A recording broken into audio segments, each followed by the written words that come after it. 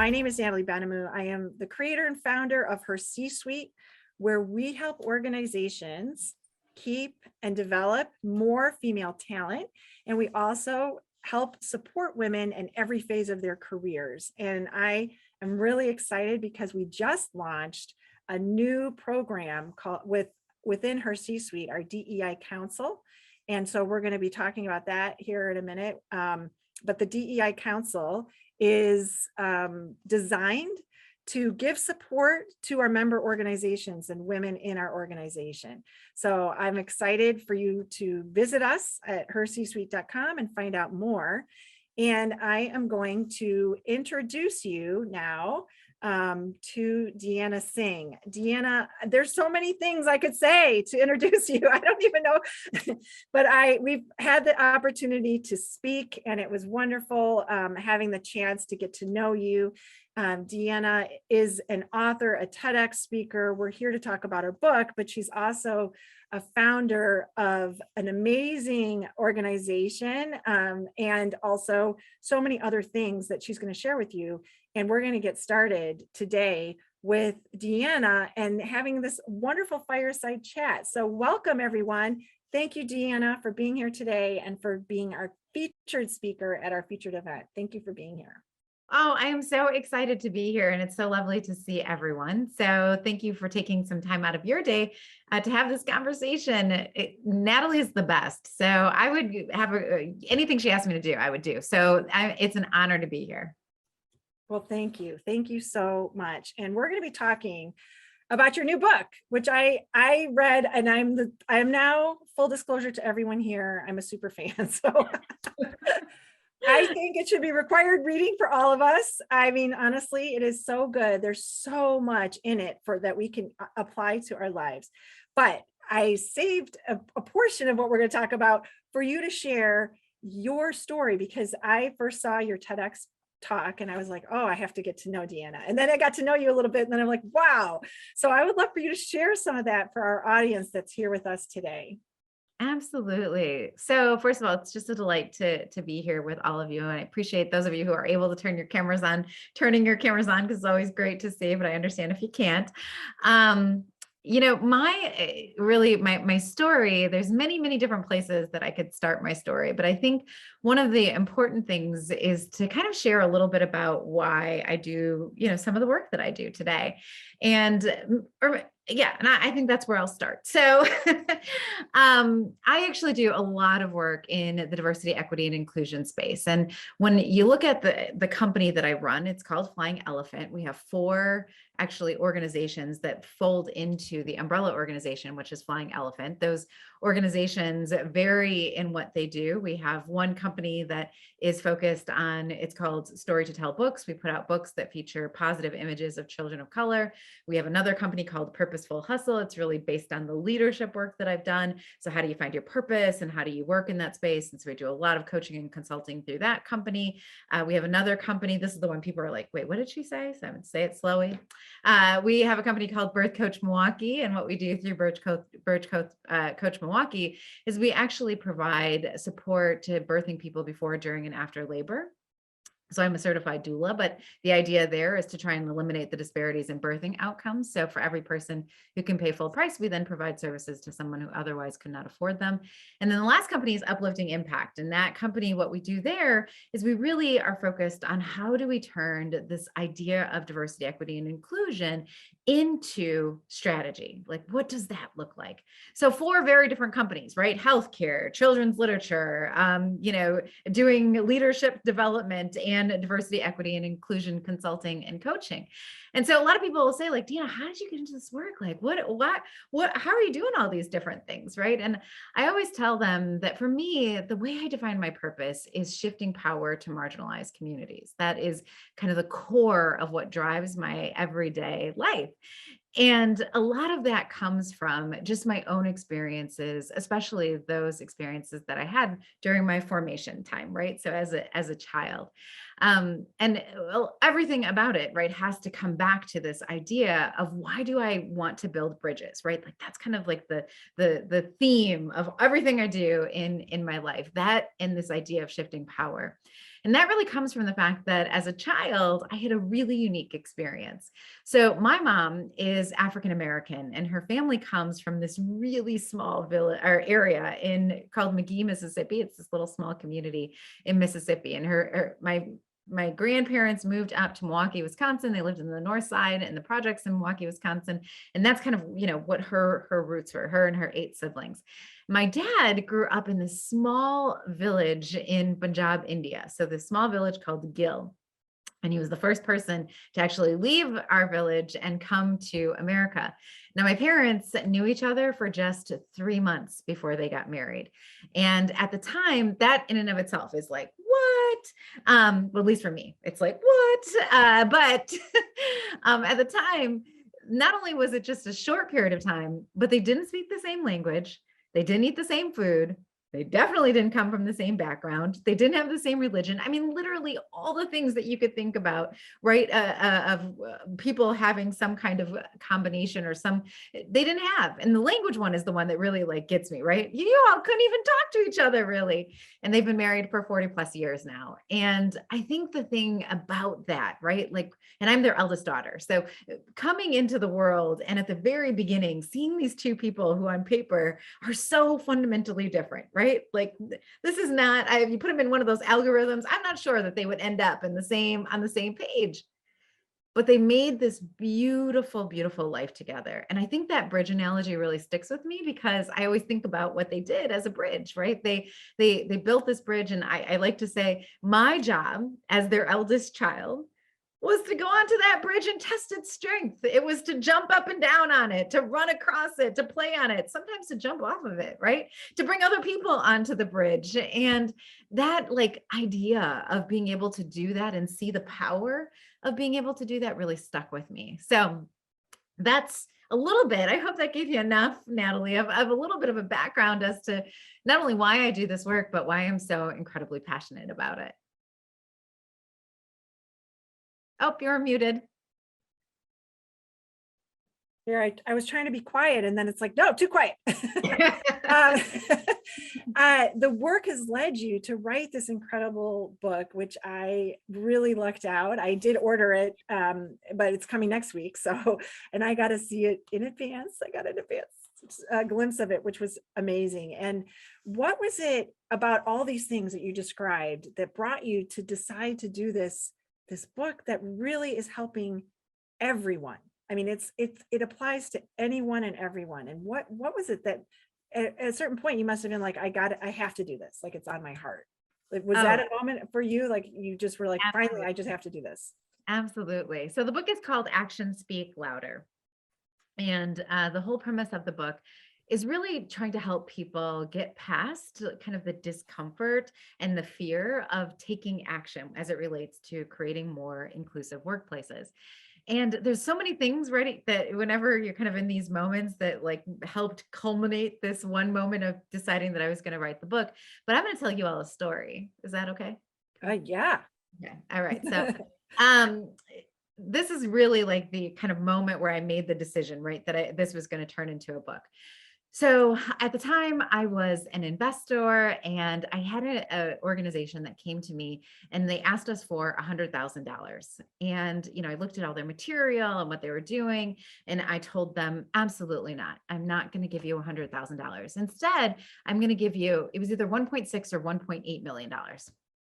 So they were pretty happy, right? They were actually ecstatic. Like, this is amazing. And the reason why I decided that I wanted to do that is because I could tell that if this organization was able to, get these resources, they would actually be able to have a transformational impact in the lives of other people and really do some wonderful things for the greater community. And so not only did I give them the money, but I also gave them like prime real estate. There was like 2 or 3 3 senior executives that they weren't going to pay for, that we were going to pay for, to provide technical support to them. So it was just like the best package you could ever want as somebody who was looking for an investment. So we put everything together. I wrote the check. I had it all ready to go. But being the kind of person that I am, I called the senior leader, the CEO at the other company, and I said, okay, so we're all set on our end. And I know the last thing we need to do is just get your board approval, which should have been pretty perfunctory, right? Like at this point, we've done all the due diligence. I literally have a physical check for you to hand you.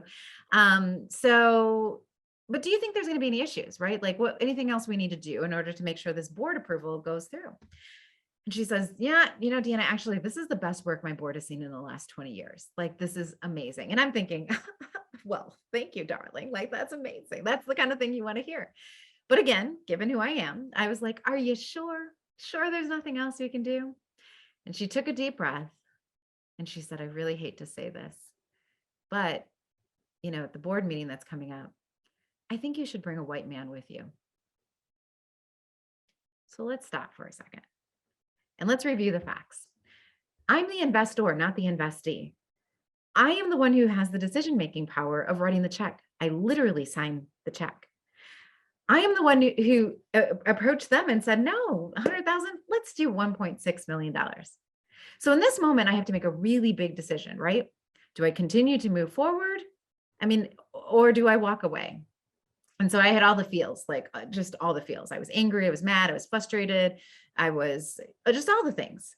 And I remember coming home and I was talking to my husband. He's over at the stove. He's a very good listener, right? But he was over at the stove and he had his phone out. So I thought he was looking at a recipe, quite honestly. But he's like, yeah, I'm processing this. And he's like, well, kind of reminds me of that time. He's like, yeah. And then I said something. I'm like, yeah, but it's also like this time. So we're going back and forth for, at the most, like 45 minutes. After it's over with, he comes over to me and hands me his phone. I have listed 27 other times where I've been implicitly told the exact same thing. 27 other times. And I thought to myself, like, I know that this is not my own experience, right? I know this is the experience of other people of color. I know this is the experience of other people from who are women. I know this is the experience of other marginalized groups. There has to be a better way, right? There has to be a better way for us to be able to move in the space of the business world, right? There has to be. And so that's what really started this process for me. And I have rewritten this book. I think I want to say it's like 4 times, like full, like not just like, oh, I kind of made some edits. No, like fully rewrote this book. I want to say four different ways. But that is what really got it started. This idea that there has to be a better way. And I know there's a better way. And there's research, there's all these things. And if we could just put it in something that allows for people to take action, we could make really significant change. Wow. And Wow. That's a hard one. That's not even in the book. The story. No, it's not in the book. I know. And I didn't know this story. So now I'm like, okay, I'm trying to process this incredible moment. And knowing, so when we first talked, you had said, when we were talking before the book was coming out, you said, this is the book that's going to help everybody feel safe to ask questions. And that was one thing that I really appreciated, because I think people aren't sure what to do or say. Sometimes they mean well. We've had this conversation. People mean well, but they don't know what to do or say.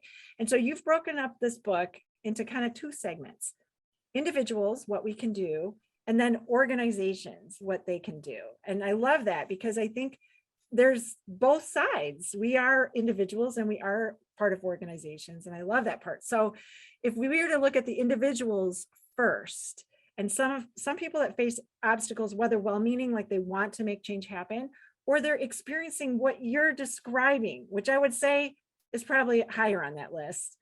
What do you suggest that it would be a couple steps that they could take to kind of use that to their advantage, or make decisions like you did? I mean, that 27 times you made a decision about that. Yeah. And more that you wrote down, that your husband wrote down. I'm sure there's more. So I think that there's a couple of things. I think the first thing is being able to be in a position to actually do some of the self-reflection that's necessary to really understand what is the power that I have in the spaces that I occupy. And I'm going to say that again, to do some reflection about the power that you have in the spaces that you occupy. You know, a lot of times people will say, oh, I wish my organization was more inclusive, but I'm not in the C-suite, or I've only been here for a couple of months, or fill in the blank, right? There's something that makes them feel like they don't have the authority to be able to be part of the solution. And so that's the first thing that I just want to like buck up against, because I think that no matter what position you're in, everybody has responsibility as it relates to the culture of the organizations that they work in.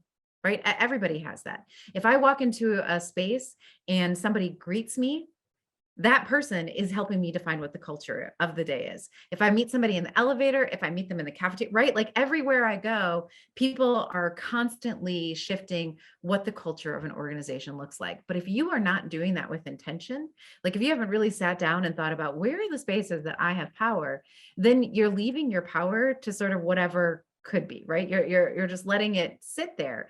And I think that that's something that we miss. So the first thing is just to reflect on, where do I have power, right? And there's many questions that you can ask there. The book is chock full of these opportunities for true reflection.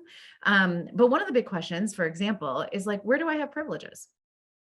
And I tell people this all the time.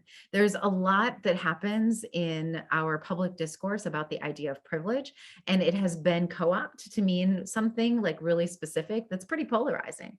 But when I'm talking about privilege, I'm thinking about all the privileges that we have. And in particular, what are some of the workplace privileges? So in the book, we talk about like specific things, right? So do you get an opportunity to set the meeting agenda? That's a privilege. Are the meetings held in your like primary language? That's a privilege.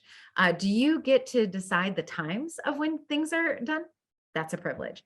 And so just understanding like, what are those things? And then how do I take them and position them to actually support other people? Right. So if I'm the person who gets to set the meeting times, if I'm the person who gets to set the agenda, well, that gives me a lot of power to think about how I could be more inclusive in those spaces.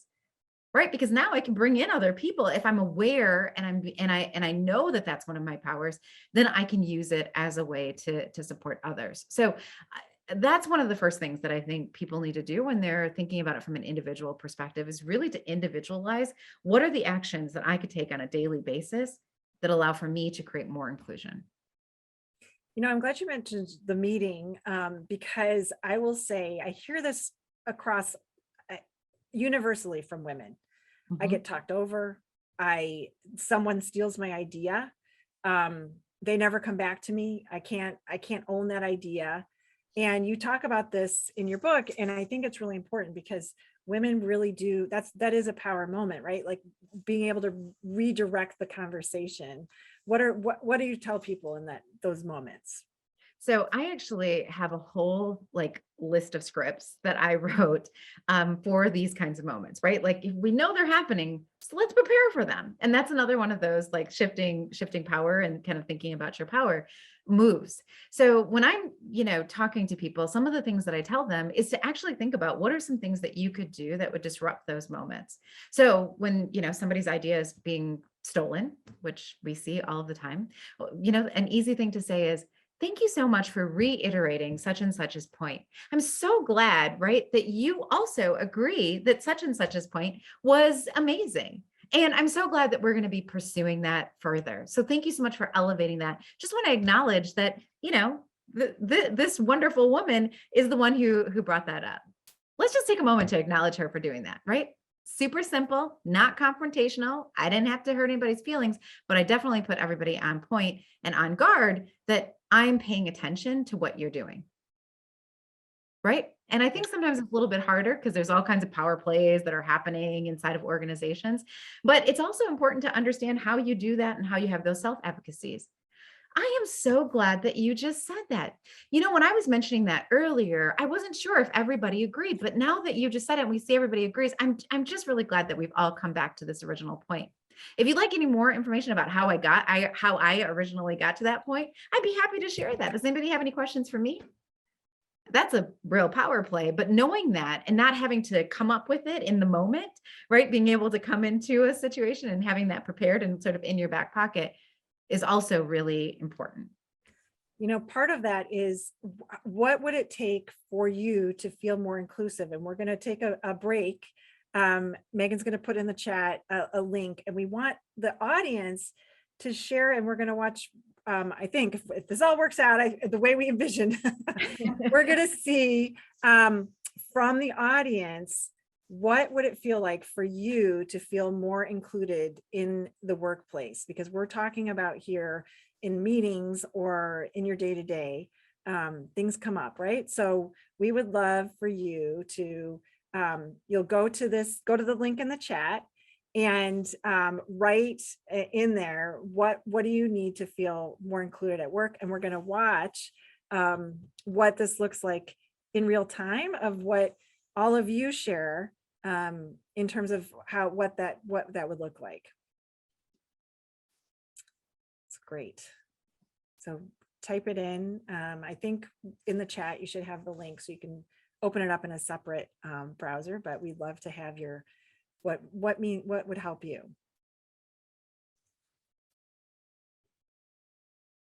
So good.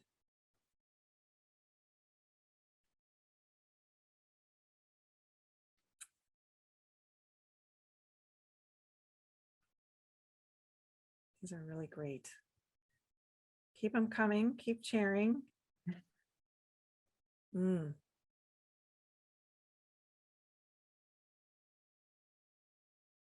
Yeah, these are great. These are really good. It's interesting that almost every one of them is a seat at the table, right? Mm-hmm. Almost every one of them is having some kind of conversation about that idea of being able to be part of the decision-making process. Yes. I love the call out too of having more women of color leaders, right? The representation of having more people and So simple things. Well, we'll keep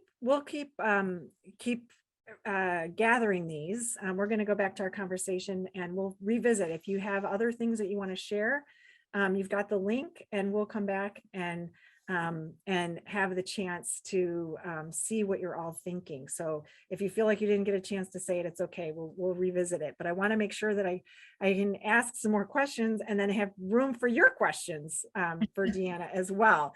One of the things that kind of plays into this, like a seat at the table, having a voice, being included in decisions, being included in brainstorming, goes to the hiring practice and the culture of the company.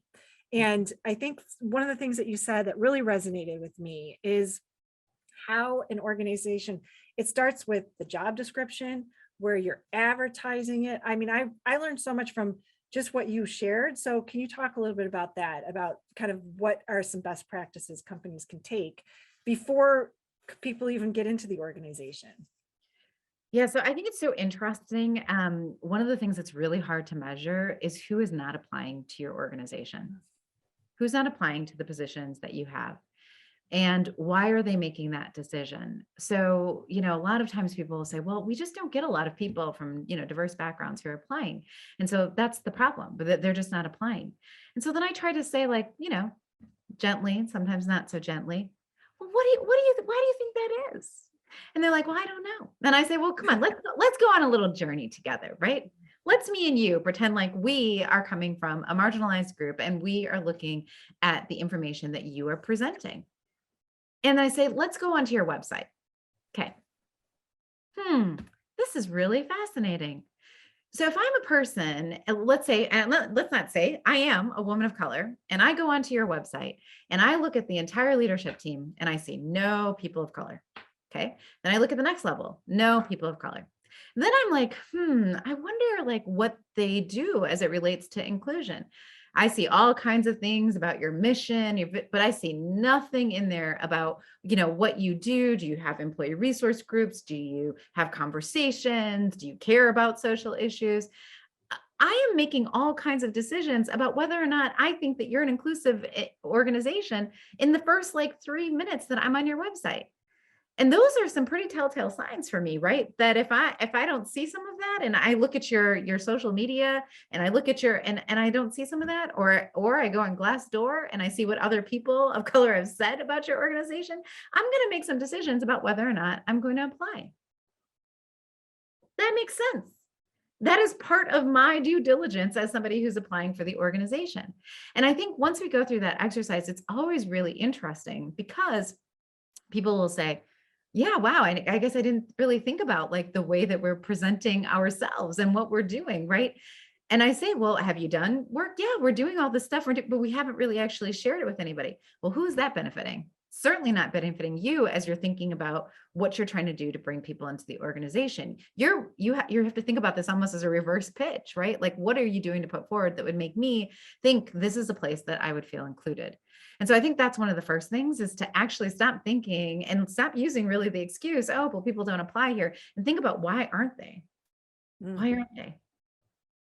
Yeah. And in the book, we talk about very specific things, right? Like in the job description, if you're using words that would immediately be something that somebody would, kind of be, oh, no, this is not me, right? This is not, I am not that. I don't know what the statistic is. And there's so many numbers that are always floating around in my head, but it's a very, very, very high percentage of women won't even apply for a position unless they think they are 100% qualified. Oh, yeah. That is Right. one of the biggest things. Yes. Yeah. All So the you can boxes take all checked. kinds of ridiculous things on your job description that really you don't need. You're already disqualifying, right? Or you're telling people who you might want to apply for your positions that it's not really for you. So true. And I think one of the other things that I think is so important is also reviews. So when you think about retention, so her C-suite, we say that we do in earnest work with organizations and focus on that retention piece. And I love what you talk about retention and mutual ownership. You talk about how, when you get a review, that it's not only on the person that's being reviewed. Can you talk about that? I love that. Yeah. So I think that, reviews can be one of those things that, if done well, can be your like greatest asset as it comes to developing your employees, engaging your employees, retaining your employees. It can also be one of those things that can be the worst thing for what you're trying to do, right? If it's not done with, again, with some of that intention. Because a lot of times when people are coming into review processes, there are things that are already built into the system and into the structure of what you're doing that completely puts people who are coming from marginalized communities at a disadvantage. So, I was looking at this because I wanted to share actually some specific quotes with you. But here, listen to this.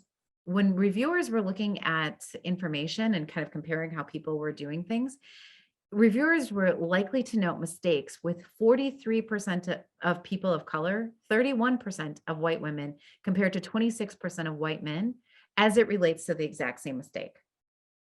Right? So they would see it 43% of the time when it was people of color, 31% of the time when it was women of color, and only 26% of the time if it was white men. Same thing. So you start to think like, well, what is going on here? What's happening? Well, a lot of what's happening is that in the structure of the way that we do things. So a woman comes in, she's bold, she has really great ideas. What do we say? She's too bossy. A man comes in, is bold, has really great ideas. We say, wow, he's super assertive. That's some really strong leadership qualities. So we have to make sure that when we're thinking about these retention ideologies, or we're thinking about what we're doing from a review process, if we're coming at it and it's just a one-to-one kind of experience, then what we're doing is we're giving bias all kinds of room to play. And so what we try and talk about is, what are some opportunities that allow for you to get more voices into the conversation and more voices into the review process, so that you're sharing that conversation and making sure it's going back and forth, so that you don't do some of the things that those statistics demonstrate. And I think one of the other areas where companies and organizations, individuals can get help is through mentoring, another favorite thing that we do. And I think you have a whole chapter on mentoring.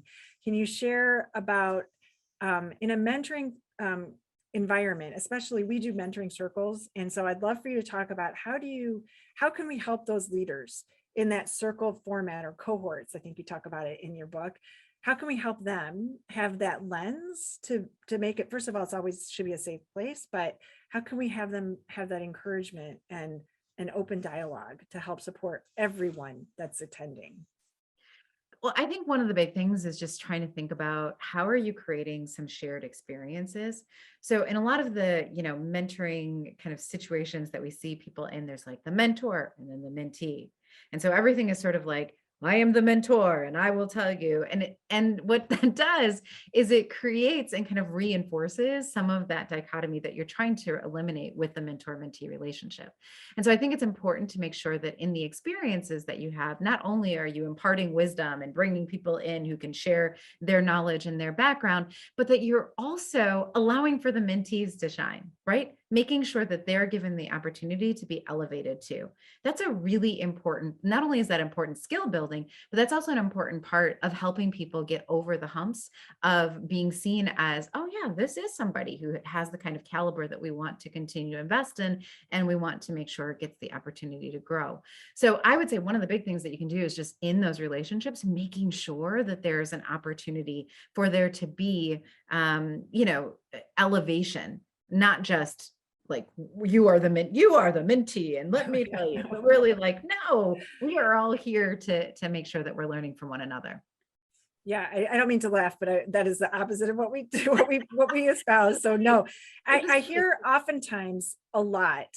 One of my favorite things I hear from mentors is that they get more out of it than the mentee. And I feel like that is a true mentor, a true altruistic person to give and pay forward. So I just kind of dovetailing on what you were saying about that. But Yeah. when you think about trying to create this environment for inclusivity, whether it's not only in the workplace, it's everywhere. So what would you say to us as individuals, to us as people? How can we infuse and bring it all together? You talk about the bridge, and I love that visualization. And we do need to bridge, shine our light out, but shine it back. What do you suggest to people to be able to do that in a way that kind of brings it all together? Yeah, I think that there's so many different spaces where you get the opportunity to practice these ideas around inclusion. One of the things that in kind of putting the book together and having all these conversations, doing all the work that I have the privilege of being able to do, one of the things that I see quite often is that people will not do things, not because they don't want to or because they don't see the value in it, but really because it's kind of scary, right? It's kind of scary to be like, well, what if I make a mistake? Or what if I say the wrong thing? Or what if I'm trying to be inclusive, but actually end up being exclusive? And I just want to tell you right now, you're going to. Right. If you're actually going to do this work, if you're going to embark on this path, then you have to be able to accept the fact that you're going to make some mistakes. I am a diversity, equity, and inclusion expert. Every single day, somebody tells me that. And every single day, I make a mistake. And it's not that I'm okay with making this mistakes, but I know that that's part of the learning process. And so I think one of the things that you can do is to think about how can I walk into spaces, not with the intention of making a mistake, but with the intention of being able to get over my fear. What does that look like to me today? Right? Well, how do I grow in that way today? And if you're constantly challenging yourself to think about that and to kind of challenge yourself to get out of, I really love what you put in here, Saba, is to get out of your comfort zone, right? Mhm. What does that look like? Because if you can do that and you can practice that on a daily basis, even in the small little things, that's when you're going to get the courage to be able to do the bigger things. Well, we have a lot of people attending today, and I'm going to pause and open it up. I think that they're probably sitting on their hands, wanting to raise their hands and ask some questions. And I want to give our audience an amazing opportunity to interact with you because you have so many things that you can share with them. So I'm going to open it up and ask if people want to put in the chat or if you want to raise your hand. I'm going to change my view so that I can see the speaker view. So if anyone has a question that you would like to ask our amazing author, speaker, and keynote person today, you're our keynote. What kinds of questions come to mind for our audience? What would you like to know about Deanna and her book? And Megan, do you want to put the book up for us so that people can see? And we have a special code also. We want you. We're going to have a book club in her C-suite about this. So, yeah, we want to get some questions going. What are some of your questions? And there's a QR code, so you can just do the QR code. We would love for you to do that. But who's got a question? Anybody? People are being shy. You had such good chat. What's going on? Well, there's one thing I wanted to share while we're waiting for someone to Yeah. and ask a question. One, thing that I think is really important when we're talking about this idea of mentorship is that really the research shows that a lot of times women, people of color, people from the LGBTQ plus community, that there's this idea that has really been ingrained in us that we do well, we do good, and then our work will be recognized, right? It's the idea, and it's really a myth. It's the myth of meritocracy. And so one of the things that mentoring and bringing and elevating mentoring up can do and can help people with is seeing that that's a critical component of what your growth looks like, right? That's not cheating. That's not stepping outside of what should be done. It's actually considered a part of the process. And so I would just say that when you're thinking about what are those individual actions that I can take, being able to literally say to people, nope, you know what, I'm going to mentor you, or you should be looking for a mentor, and this is what it looks like, is incredibly important. Last night, I had the great joy of being able to be the MC for an amazing organization called Pearls for Teen Girls here in the Milwaukee area. So I think it was like 300, 400 people gathered. And the whole idea is, how do we create safe spaces for women and young women to have conversations? They start in middle school and go to high school and college and beyond.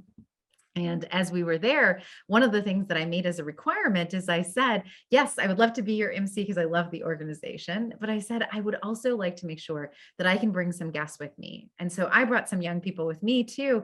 And while we were there, I made them both make their own business cards. They each had to give out at least 5. They gave out 10 both, which I was super proud of, right? But what I did was I helped them and I said, look, I'm having you come. This is going to be a really fun event. It's super fancy and all the things, but I'm also using this as a professional development opportunity for you.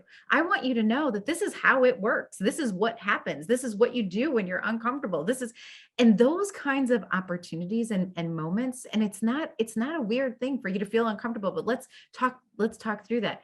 That's the kind of mentoring, at least I know in my life, that's the kind of mentoring, that direct, we're going to do this, we're going to have this experience together, that's made the biggest difference. And it's helped me get over the fact that oh, people go to these kinds of events and then they're able to have these conversations. And that's how you're making the decision, not just based off of this beautiful report that I put together.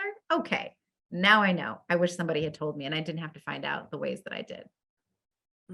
That's awesome. We're getting some great questions. I'm just going to take a pause and let people know that we will be sending out this. We have a slide deck, a few slides, including this, so you can get your QR code. So in case it's not working when you're taking it on your phone on screen. One of the things that's so important, I think, that people get confused about is a mentor versus sponsor and how decisions are made and how do you get a sponsor behind the scenes. I think especially in the workplace, and you have a whole section on that, and work and also, by the way, there are so many ways that you can take action. I mean, this is why I love this book so much, but can you talk about that a little bit, about the sponsorship and why it matters so much? Yeah. So I think it's really important. So let me kind of maybe define it a little bit, just in case people haven't heard this distinction before. So mentorship is oftentimes like part of a program. It's like something that it could be formal or informal, but I'm coming and we're talking together and I'm giving you some of that skills and tips and all of that. Sponsorship is not necessarily a relationship where there's all of this back and forth, but what it is being able to lift up somebody when you're in the room, even if they're not with you. So this is more of like an interpersonal relationship. This is no, I'm just going to, wherever I go, lift you up. And I can give you examples from last night of how these two things worked out differently. So I already talked about mentorship, right? So I'm sitting at the table.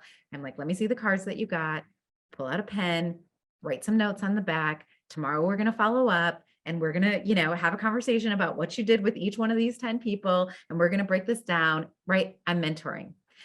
at the end of the evening, when we were going our separate ways, one of my mentees was still with me. The other one had already left. And I ran into somebody who is, an amazing community leader here. And I said, one of my mentees is in the position where she's going to be looking for a new role soon. And I said, hey, they said, oh, Deanna, great job this night. I said, oh, thank you so much. The young person that I was with today, they're actually going to be looking for a role soon. And I know that you all are always hiring. So tell me, what are some of the positions you have available right now? I have this and this. Well, let me tell you, you don't even have to look any further. Okay. Here's her card, because I, of course, have them too. Here's her card. I'm going to follow up with you just to make sure that you all connect, but she is the perfect person for this role. So don't even worry about looking, this, and I can say, right, we're having this like conversation, but what am I doing in that moment? I'm sponsoring her. She's not even in the vicinity, but I am saying that based off of my goodwill with you and our relationship, that I can vouch for this person. So I think it's really important. And then you asked a part B of how do you get a sponsor? Ask for one. Literally ask for one. And I know that might seem a little bit odd. It might seem, but I realized this in my career, and I, again, realized it the wrong way because somebody was like, oh yeah, just so you know, everybody in here, you say an idea and then everybody in here is taking credit for it. And when you leave the meeting, nobody is right. And I said, oh, okay, that's how you want to play this game? Well, then I can play it better than you. And what did I do? I decided here are the 10 people that I'm going to reach out to. And I do this still, right? Every year at the either the end of the year or the top of the year, I make a list of 10 people that I'm like, these are going to be people that I need to sponsor me. And I call and I say, hey, you know what? These are the goals that I have for the upcoming year. I'm trying to do. I know that you're going to be in rooms that I won't be able to be in. Would you be willing to sponsor me? And what I mean by that is, would you be willing to introduce me to such and such? And I give them very specific things. I can send you a script of what I'd like you to say, and I can also send you some backup material. I don't think that a lot of this change can happen if we aren't advocating for ourselves, right? If we aren't putting ourselves in a position. And quite honestly, I've never had anybody say no. I've had a lot of people who are like, oh yeah, I didn't even think about that. Right. So it's not from like some kind of a malicious thing that people aren't doing it. A lot of times it's just from not having had that experience, not being asked, not being top of mind. Yeah, and I think, with some of the people, Saba's asking, she'd love the script. And in the book, you have a lot of these things in there, step by step, of like, how do you get a sponsor? How do you ask for a mentor? Which is it's the most robust step-by-step book I've ever seen in terms of like, here's all the things you can do. So I know that there's that in there, but I think the other thing I would encourage people, and I know how you feel, but go for somebody that makes you uncomfortable and scared, right? Yeah. Go 2 levels above. Do not go to your boss and ask them to sponsor you. You want your boss's boss or your boss's boss's boss, depending on where you are in the organization, and ask and be really clear on what it is that you need.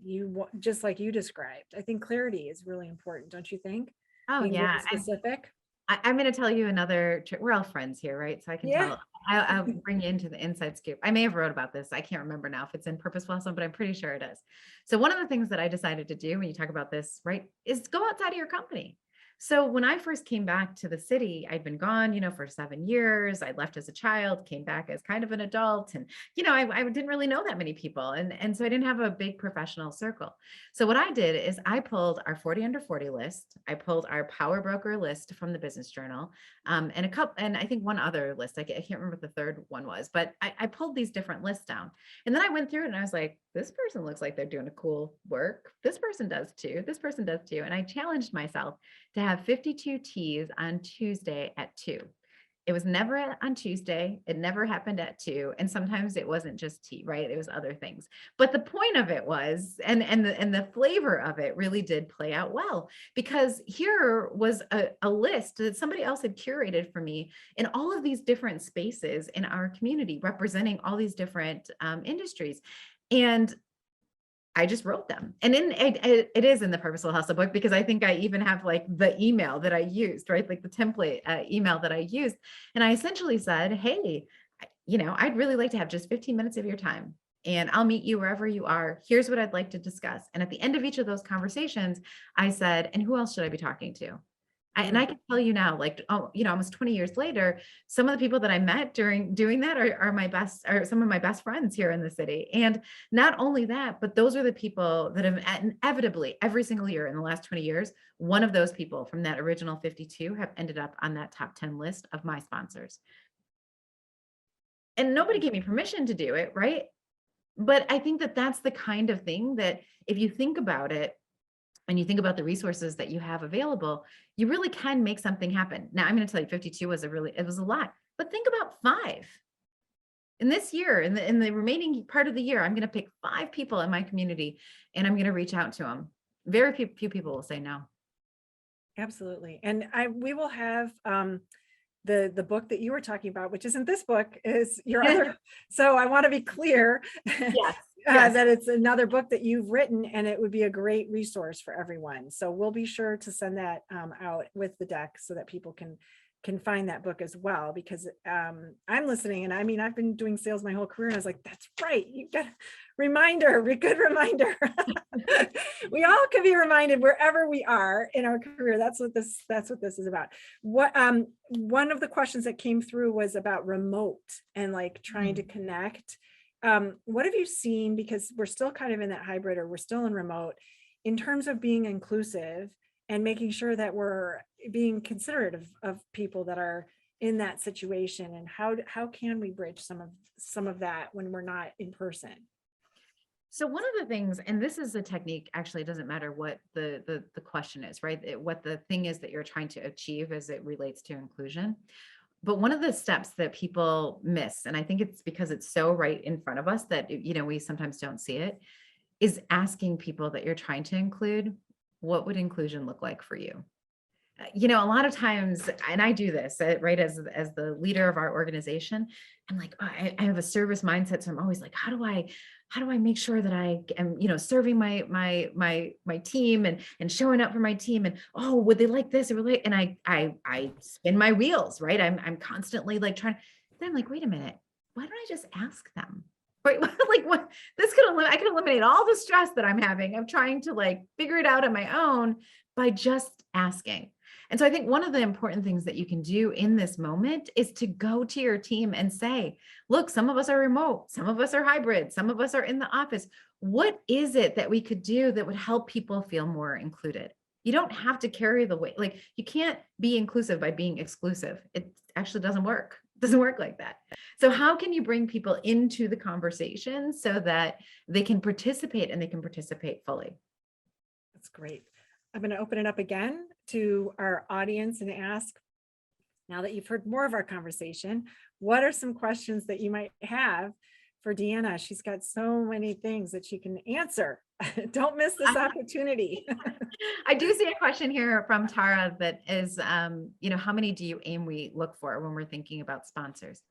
Honestly, I think with sponsors, it's not so much about the quantity as much as it's about the quality of the sponsor that you have.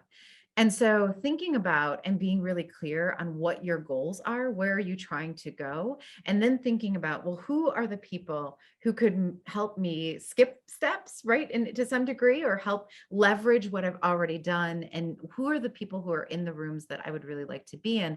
And then build it based off of that. So there isn't like a magic number. The reason why I really like to stick to that 10 is just because that's manageable, right? It's a manageable number of people for me to be thinking about through the year. Like, have I contacted them every quarter? Have I, that's just a manageable number for me to be thinking about. So that's part of the reason why I also use that number, but that's not a magic number. It really is about, where are you trying to go? Where are you trying to elevate to? What's your next step? And then thinking about, okay, well, if that's the case, what would the board of directors for my sponsors kind of look like? And where am I going to go for them? Amazing. We'll come back to the question about the book in a little bit, but I think there's what can we do to help you feel more included? Curious what answers have impacted you personally and professionally most in your own practice of being intentionally inclusive. Yeah, so I think that there's a number of different things, but one of the biggest things is being able to be brought into the decision-making process. So I really loved the activity that we did earlier where people were writing their answers to their questions, and it stood out to me, right? And I think it stood out to me because I'm like, yeah, that to me, that is the moment where I feel like, oh yeah, no, I'm actually a valued part of this team because people care enough to include me in decision making. And I think there's a number of different ways that you can do that. I will tell you that one of the biggest pieces of pushback that I get, and I especially get this the higher up I'm talking in the organization. So if I have a CEO on the call and we're having this conversation about shared decision making, it's almost guaranteed that I'm going to get a question from the CEO like, wait a minute, but I can't include everybody in every decision, right? That would actually slow us down and not be good for the organization. I agree 100%. You have to hold some decisions. There are some things that that's part of your job. It's part of the job that actually is the hardest part of the job, right? Being the one who has to kind of come in and decide where we're going to go in the end. But that does not mean that you can't include other people in the process. It's the process that is actually more important than the final say. And what I mean by that is that when you are going to be making a decision, even if you say, hey, team, on Thursday, I'm going to make my final decision, and it's going to be my decision of what we're going to do. However, from now until Thursday, I've opened up a portal. You can anonymously share whatever information in this questionnaire that you have about this, and know that I'm going to take it into consideration as I'm making my decision. Here are the three things that are the most important as I see it right now. But I welcome you to challenge those. But these are the three things that I'm going to use as the criteria by which I make my decision, and I'm opening it up to you. And here's another really important thing. Hey, team, I made my decision. I really want to thank you for your input. Your input actually impacted me in the following ways. It made me think about this a little bit differently. I changed the top three criteria and actually added a fourth. I did this. I really value your opinion. Thanks for being part of the process. Even if you decide the opposite thing of what I have suggested, the very fact that you cared enough to include me makes a huge difference. So I think that that's a critical thing. And for me, that's like been the most important thing. It's also the thing that I try to think about the most in our own team. Like, where is it that I can make sure that we have this opportunity for everybody to have a voice? Oh, so good. So good. We have a few minutes left. And I know there's been a lot of questions around the face-to-face and how do you engage? And I think some of the things that you were saying earlier about being intentional, and you can do the virtual coffee, you can reach out. Have you experienced any barriers to that within the conversations when people are trying to reach out, and how can you help? What would you suggest if someone's fearful of like, well, I can't see them in person, I have to reach out, I want to reach out. What do you tell people to kind of get out of that fear zone and take action to reach out? Yeah. So I always say like operationalize it. That's why I put the script in the other book, because I do think it's really important. A lot of times we get stuck in the, oh my gosh, how am I going to do this? So I am a big fan of creating a swipe file. What's the swipe file? It's essentially like your templates of emails that you want to send. So it'll take you less than 5 minutes. And if you get the book, it'll take you less than 10 seconds because you can just Oh, yeah. paste it, right? But create the swipe file that says this is what the template's going to be.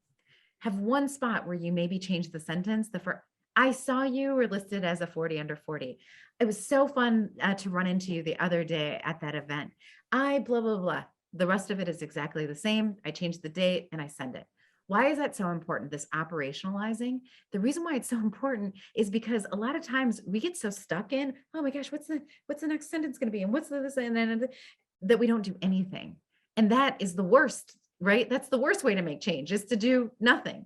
And so I think that's a really key component of just being able to get over it. And that's the other reason why I made it like Tuesdays at 2, right? Because on my schedule, even though it didn't work out, because these are very busy people who were doing all the things, and I was like a newly minted professional, just putting that in my schedule, like holding it in and holding that time helped me to really remain accountable. So if you put in systems that allow for the process and like ease of the process, and put in systems that allow for some accountability, and actually build in the time for it, you're so much more inclined to actually getting it done. We have a few minutes left, and we will stop the recording. We'll talk about the book because I think some people were having some questions about it, but I want to make sure that we get all the questions answered about the book itself in terms of the content and what you're doing. Has there been anything, now you're about to kind of, it's about to be coming out in another week. We're so excited. What has that been like for you, this process of seeing this come? And you've written other books, so how is this different from what you've done before? Yeah, so I've written, I don't know how many books. I think it's 6 or 7 now. But a number of children's books. Last year, I wrote a book for American Girl. So the Girl's Guide to Race and Inclusion, and then this one. And literally every single book that I've written has had a totally different process. And I think that that's an important thing to know. This one has been an interesting journey. Like I said, I think I've written this 4 times, like fully written it out, and had to scrap it, start all over again 4 times. And so it's been a long, long process. It's been an intense process. I think one of the things I didn't fully appreciate, again, even with the children's books, it doesn't matter if it's 14 sentences or 155,000 words, like there's a lot of other people that are involved in the process. So I think for me, this journey in particular, being with Penguin Random House, and this being one of their, a thing that they have made a tremendous amount of an investment into, has just been an extraordinary experience to work with all the different people, to hear how people are moving with it. There have definitely been moments where I've wanted to put this book down and walk so far away from it, not because of the content, but because it's tiring and it's hard and it's scary. But I do, like, this is the best moment of after everything's said and done, like these are the best moments when you're actually able to have conversations with people, and more importantly, have conversations with them and hear how they're implementing and how they're making the suggestions better. So that's what I'm excited about, because the people who have been able to pre-read it, and the people, who wrote, on the back of the book and everything, like along the last couple of months, we've actually been able to share it out with others. And it's just been so heartwarming to see, like, yeah, Deanna, we're doing this. I'm thinking differently. We're going to, like, that's where you're like, I'm so glad we're here. Let's go. Oh, so good. I'm going to ask one last time if anyone has questions, and then we're going to close it out so we can answer some questions about books, because excitingly, people are trying to get the book. So we're really excited. I want to finish the recording because this recording is going to be used, and we want to make sure. So after connecting to the person, what is the best way to approach to build a relationship with that person? That's going to be our last question. Yeah. So I think this is something just even on a coaching call this week, I help somebody with this strategy. Take it if it's something that would work for you, leave it if it isn't. But I do think that because the world is so busy and we're moving in so many different ways, that you have to be incredibly intentional about holding yourself to building relationships. Now, this is going to sound like it's inauthentic, but it's the very core of what makes an authentic relationship. That is creating opportunities for connection. And so what I often do when I'm coaching somebody on how to build these meaningful relationships, and I do this myself too, right? With my top 10 people that I choose every year, is I actually make a rubric. I like to think in charts. That's kind of how I operate. My team is always like, if they want to convince me of something, they put it in an Excel document. So essentially, this is what the Excel document looks like. On one hand, you have all of the people that you've listed, and then you have the months or the quarters, depending on what's the right time frame for you. And you actually think about, what is the kind of engagement that I want to have with each one of these people as the year progresses, and then be intentional. So here are some examples. You have your first coffee. You say at the end of that meeting, who else should I be talking to? And when should we get together again? Right? Whatever that time frame is. So if they say, you know what, let's get back together in like 3 months, then you make sure that you put on your rubric in month 2 to schedule something in the 3rd month. So that's your activity for the second month. Your activity for the first month after you have the coffee might be to send them a thank you note. Maybe in month 4, you look for an article about something that you all talked about, or that that's really relevant to them. You like spend 10 minutes, find a really good article, read it, and send them a quick little summary like, hey, I was thinking about you. I wanted to share this article with you. Maybe you know that they have something big that's going to be happening in their lives. A child is going to be graduating. They just got a promotion, something like whatever it is. And so then you send them a little note. Hey, just thinking about you. Wanted to like now. The reason why I tell people to chart it out is because if you do that, it's going to hold yourself, it's the same thing, hold yourself accountable to it, but it's also going to allow for you to see a progression and to keep yourself top of mind for that person. Cannot tell you how many times on my, 10, when I'm like, okay, this is the thing I'm doing, they send me something back or a little email or something like, you know what? Someone just came to me and was wondering who would be a good person for this. I'm so glad I got your note. I get at least 4 or 5 of those a year from this top 10 group. That's a pretty good return on investment for me taking 15 minutes to fill out a small chart at the beginning of the year. So good. We have 1 minute left. We're going to close it out. I'm going to show one slide left, and Megan's going to share it, and we'll stay on for just couple minutes, Deanna, if you can, because there were some questions about getting your book, which is so important. But Megan, if you can share out the last slide. We just are so grateful to you, Deanna. It's so hard to stop. It's so hard to stop having these conversations, and we're so thrilled to have everyone here. We would love it so much if you would check it out from us, because we do support some of these things like our DEI Council and other ways to stay engaged and support women to feel valued and thrive in everything that you do. And we want you all to shine your light out on the world.